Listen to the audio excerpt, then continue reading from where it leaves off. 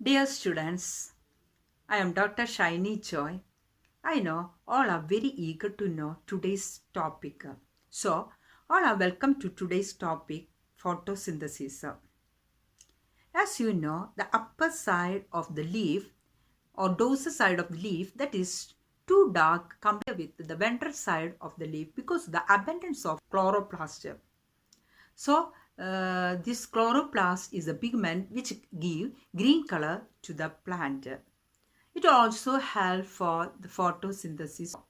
What is photosynthesis? Photosynthesis is a process by which the green plant prepare their own food by using carbon dioxide and water in the presence of sunlight.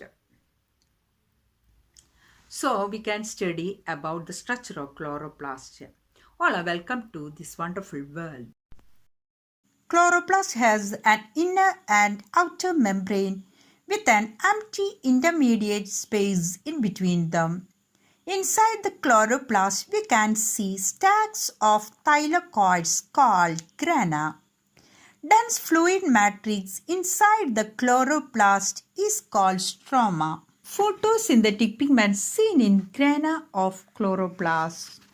Photosynthesis takes place in chloroplast. It occurs not only in leaves but in regions wherever chloroplast is present.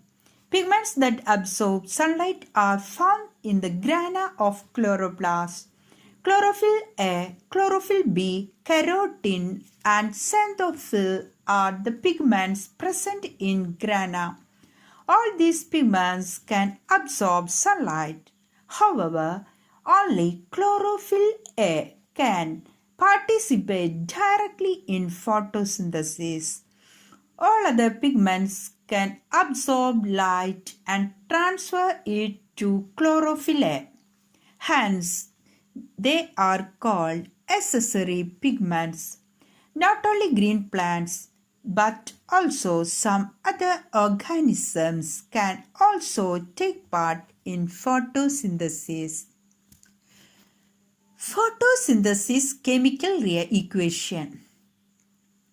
CO2 plus H2O gives C6H12O6 plus O2.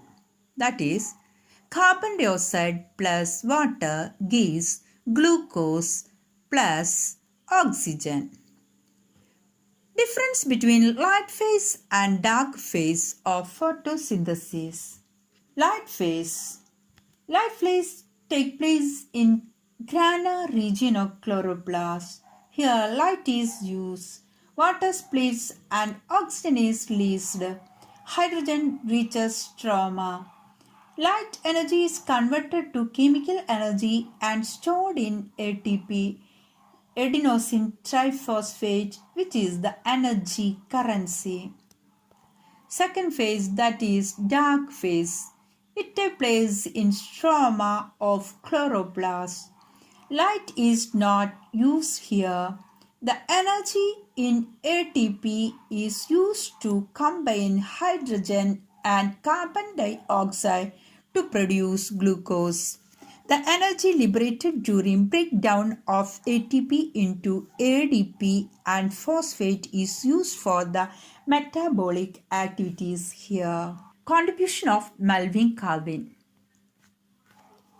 The cyclic chemical reactions in the dark phase were discovered by the scientist Melvin Calvin.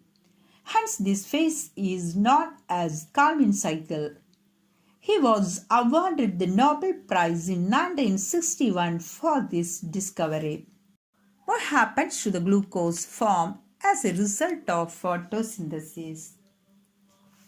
Since glucose is easily soluble in water, it cannot be stored in plant body.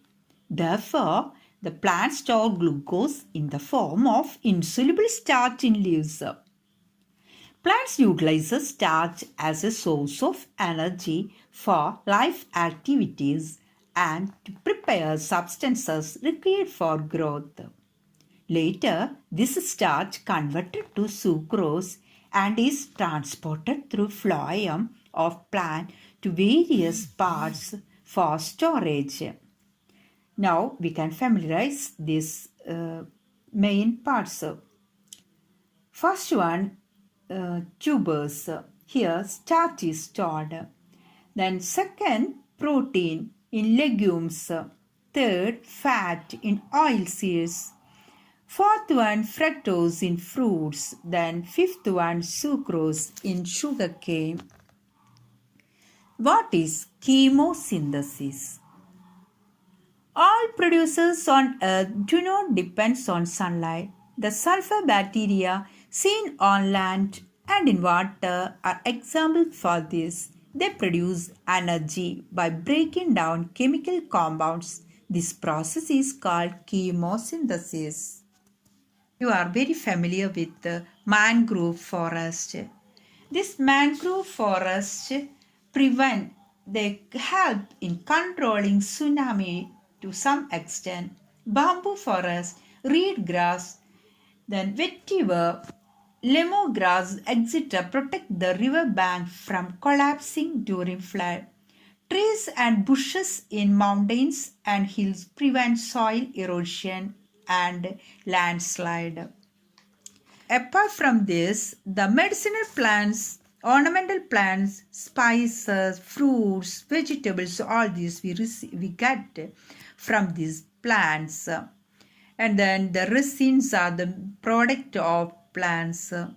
Thus, we depend upon plants for our fresh air, then the woods for making furnitures, and then the firewoods. All these we collect from plants. So we should conserve our nature. The sea sargassum. Sargasso Sea is rich with the mats of free-floating sargassum, a common seaweed found here. It provides shelter to many animals. Then you can see the ocean ecosystem. The oxygen is essential for the existence of organisms of seawater also. You know that the oxygen in the atmosphere is obtained through photosynthesis. About 70 to 80% of oxygen in the atmosphere is contributed by algae and phytoplanktons present in the sea. So we can say the sea is a good ecosystem. Thank you for watching this video patiently. I think all of you like this.